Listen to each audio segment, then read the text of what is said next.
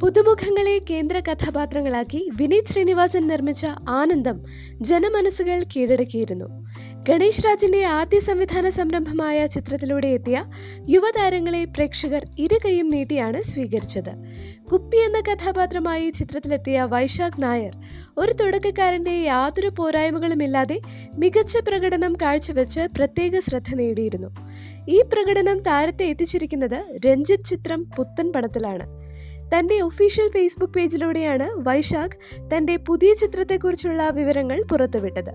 സ്വപ്നതുല്യമാണ് ഈ അവസരം എന്നാണ് ഫേസ്ബുക്ക് പേജിൽ ഇതിനെക്കുറിച്ച് താരം പ്രതികരിച്ചത്. നവംബർ 25-ന് ചിത്രീകരണം ആരംഭിച്ച പുത്തൻ പണത്തിൽ നിത്യാനന്ദ് ഷെനോയ് എന്ന കഥാപാത്രമായാണ് മമ്മൂട്ടി എത്തുന്നത്. വൈശാഖിന്റെ കഥാപാത്രത്തെപ്പറ്റി കൂടുതൽ വിവരങ്ങളൊന്നും പുറത്തു വന്നിട്ടില്ല.